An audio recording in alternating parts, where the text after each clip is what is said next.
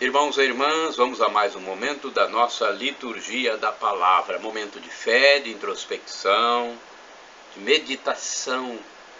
Vamos ouvir o que Deus tem para nos falar. Liturgia de 3 de novembro de 2021. 3 de novembro de 2021 é quarta-feira, 31ª semana do tempo comum. A cor dos paramentos litúrgicos é verde. No rito da celebração temos o ofício do dia. Antífona da entrada. Não me abandonei jamais, Senhor meu Deus. Não fiqueis longe de mim. Depressa vinde em meu auxílio, ó Senhor, minha salvação. Salmo 37, versículo 22.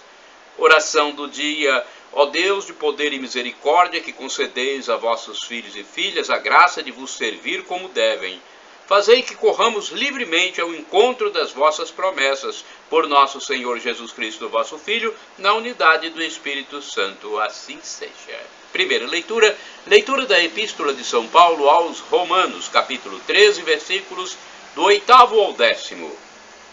Irmãos, não fiqueis devendo nada a ninguém, a não ser o amor mútuo, pois quem ama o próximo está cumprindo a lei. De fato, os mandamentos: não cometerás adultério, não matarás, não roubarás, não cobiçarás, e qualquer outro mandamento se resumem neste: amarás o teu próximo como a ti mesmo. O amor não faz nenhum mal contra o próximo. Portanto, o amor é o cumprimento perfeito da lei. Palavra do Senhor, graças a Deus. Salmo responsorial é o Salmo 112, versículos do 1º ao 2º, do 4º ao 5º, 9º, refrão 5º-A. Feliz quem tem piedade e empresta. Repitamos: feliz quem tem piedade e empresta. Feliz o homem que respeita o Senhor e que ama com carinho a sua lei. Sua descendência será forte sobre a terra, abençoada a geração dos homens retos. Feliz quem tem piedade e empresta. Ele é correto, generoso e compassivo, como luz brilha nas trevas para os justos. Feliz o homem caridoso e prestativo, que resolve seus negócios com justiça. Feliz quem tem piedade e empresta. Ele reparte com os pobres os seus bens. Permanece para sempre o bem que fez, e crescerão a sua glória e seu poder. Feliz quem tem piedade e empresta. Repitamos: feliz quem tem piedade e empresta. Aclamação ao Santo Evangelho com um trechinho da carta de São Pedro, a primeira, versículo 4, capítulo 4, versículo 14. Aleluia, aleluia, aleluia. Aleluia! Felizes sereis vós se fordes ultrajados por causa de Jesus, pois repousa sobre vós o Espírito de Deus.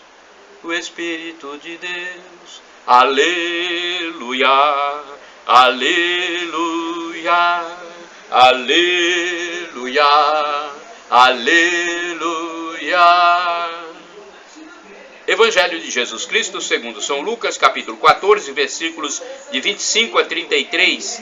O Senhor esteja convosco, Ele está no meio de nós. Proclamação do Evangelho de Jesus Cristo segundo São Lucas. Glória a vós, Senhor. Pelo sinal da Santa Cruz, livra-nos Deus nosso Senhor dos nossos inimigos.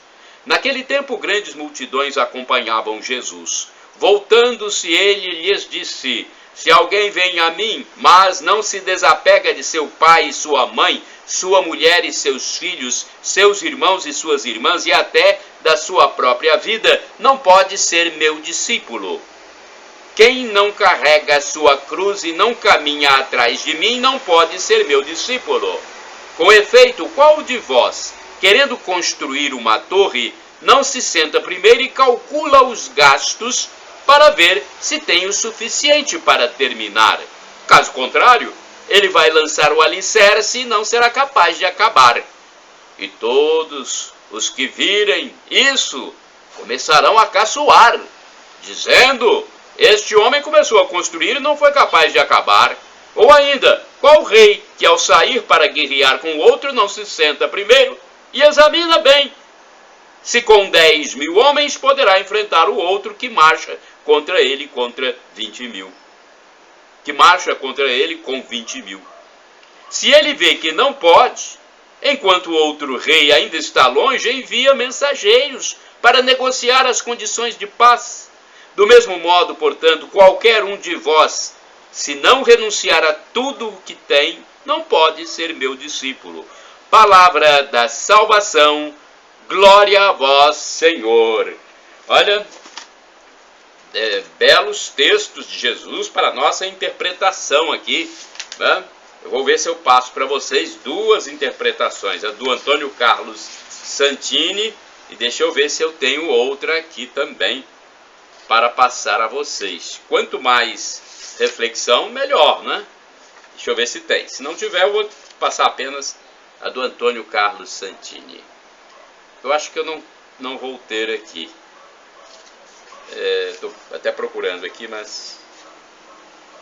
Lucas 14, de 25 a 33. Não tendo outra reflexão, vou passar apenas a de Antônio Carlos Santini, ok? Mas já é uma bela interpretação, só que eu às vezes prefiro passar 2, 3 interpretações, porque quanto mais interpretação, melhor, porque cada um tem uma linha de pensamento, né? E é importante a gente saber todas as linhas. Aí nós vamos fazer o quê? Nós vamos tomar a nossa decisão, né? Nós vamos fazer a nossa própria reflexão. Bem, eu tenho aqui do livro Palavra e Vida 2013 uma pequena interpretação que vale a pena, né? Lucas 14, 25 a 33. O que Jesus diz está bastante claro. Não é preciso refazer o pensamento, é preciso abandonar tudo para segui-lo. Todavia, nada disso pode fazer desaparecer uma ideia central. Jesus é o centro da vida do cristão e tudo tem de se submeter a ele, desde o trabalho até a família, passando pela política. Tudo, sem exceções. Claro que é um abandono de tudo para recuperar melhor e de maneira mais plena. O amor base de toda relação humana, quando se vive em Jesus, faz-se mais generoso, mais entregue, mais autêntico, mais aberto, em suma, mais humano. Muito genérica essa reflexão aqui. Vamos ver se o Antônio Carlos Santini penetra mais fundo na reflexão dele. Liturgia comentada de Antônio Carlos Santini, liderança da comunidade católica Nova Aliança, e-mail santini@novaalianca.com.br. A sua cruz, Lucas 14, versículos de 25 a 33. Sim, Jesus não fala de uma cruz qualquer. Fala daquela cruz que cabe a cada um de nós. Quem não carrega a sua cruz não pode ser meu discípulo. E é muito estranho que esta verdade possa espantar alguém. Afinal, se o Mestre e Senhor morreu crucificado, abraçado à sua cruz, por que motivo nós iríamos segui-lo com as mãos abanando? Seria possível imaginar um cristianismo sem cruz? Creio que estamos diante de um véu íntimo, uma cegueira interior que nos impede de olhar de frente à cruz. Muitas vezes fiz a seguinte experiência. Falando a um grupo de católicos, pergunto o que é que Santa Teresinha do Menino Jesus tem nas mãos, em suas imagens. Um coral uníssono responde, rosas. De fato, lá estão rosas. Mas por que será que nunca me respondem a cruz? Pois lá está bem visível a figura do crucificado pregado à sua cruz. Parece que nossos olhos não querem ver a evidência. Nosso fundador perdeu. Morreu crucificado após terríveis sofrimentos físicos e morais. Seus apóstolos foram todos martirizados. Ainda hoje, por este mundo afora, os fiéis sofrem perseguições e prejuízos de toda ordem. O sistema dominante, centrado no lucro e no poder, tem gana do cristão. Quantas queixas eu tenho ouvido dos que se dizem seguidores de Jesus: veja só o que fizeram comigo, ninguém me valoriza nesta comunidade, fiz tanto por aquela paróquia e agora me substituíram. Tantos anos de trabalho e me trocaram por alguém mais jovem, ou mais letrado, ou mais influente. As pessoas reclamam.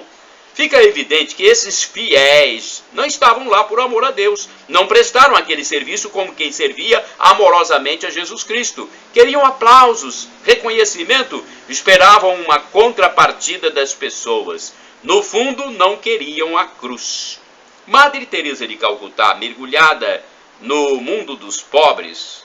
Aliás, eu quero fazer uma retificação. Há poucos dias eu falei Madre Maria Teresa de Calcutá, mas é Madre Teresa e não Maria Teresa. Madre Teresa de Calcutá, mergulhada no mundo dos pobres, assim nos ensina. Santa Teresa de Calcutá, hoje ela é santa, né? Já foi santa na terra. O sofrimento jamais desaparecerá completamente de nossa vida, portanto, não tenham medo. O sofrimento é grande veículo de amor se o desfrutarem e, sobretudo, se o oferecerem pela paz do mundo. O sofrimento em si é inútil, mas o sofrimento partilhado com a paixão de Cristo é dom maravilhoso e sinal de amor. Afinal, quando abraçaremos a nossa cruz? Irmãos e irmãs, orai sem cessar. Completo na minha carne o que falta à paixão de Cristo. Epístola de São Paulo aos Colossenses, capítulo 1, versículo 24.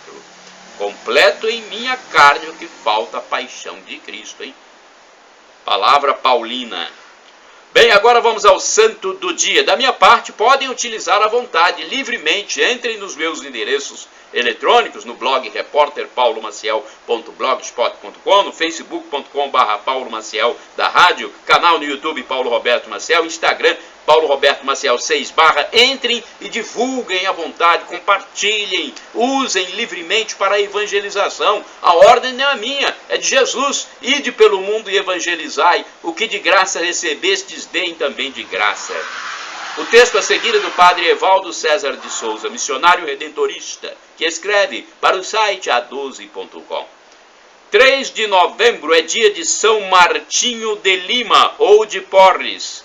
Martinho de Lima conviveu com a injustiça social desde seu nascimento em 9 de dezembro de 1579. Filho de um cavaleiro espanhol e de uma ex-escrava negra, o menino foi rejeitado pelo pai e pelos parentes por ser negro, tanto que na sua certidão de batismo constou pai ignorado.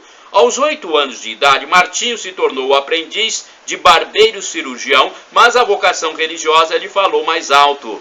Entretanto, pelo fato de ser negro, demorou a ser aceito no seminário. Só a muito custo conseguiu entrar como oblato num convento dos dominicanos. Encarregava-se dos mais humildes trabalhos do convento e era barbeiro e enfermeiro de seus irmãos de hábito. Conhecedor profundo de ervas e remédios, devido à aprendizagem que tivera, socorria todos os doentes pobres da região, principalmente os negros como ele. Segundo a tradição, Martinho recebeu muitos dons, como o dom da cura e o dom de estar em vários lugares ao mesmo tempo.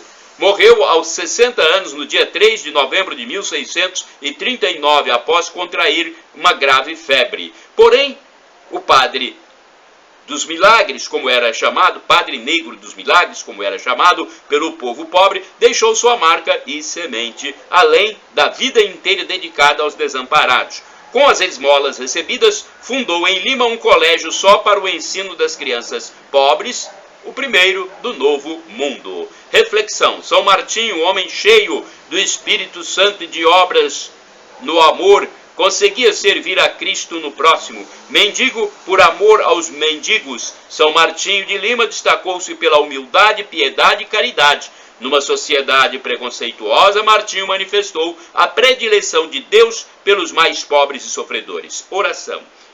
Ó Senhor Deus, que exaltais os humildes e em sua pequenez deixais brilhar vossa grandeza e vosso poder, fazei que pela intercessão de São Martinho possam os enfermos e os moribundos alcançar a saúde e o consolo, e que o testemunho de sua fé e de seu amor por vós ilumine o último dia de nossa vida. Amém. São Martinho de Lima, rogai por nós. Shalom Adonai é uma expressão hebraica que significa a paz de Deus. É o que eu desejo para todos vocês, meus irmãos e irmãs. El Shaddai, também do hebraico, significa Deus onipotente. Peça e receberá, se for para o seu bem. E Maranatá, do aramaico, dialeto de Jesus, Maranatá, como dizemos nós católicos, com a tônica na última sílaba, ou Maranata, com a tônica na penúltima sílaba, como dizem nossos irmãos separados, os evangélicos. Não importa, somos todos irmãos, e o significado é o mesmo. Vinde, Senhor Jesus. Será o fim da história, a parousia, a vinda do Senhor. Vem, Senhor. Ora, vem, Senhor. Um dia ele vai voltar. E pede a você, a mim, a todos nós, que nos arrependamos dos nossos pecados, para que ele nos introduza na vida eterna, onde haverá felicidade em plenitude. E o sofrimento de agora nem se compara com a glória futura que será revelada em nós, como disse o apóstolo São Paulo.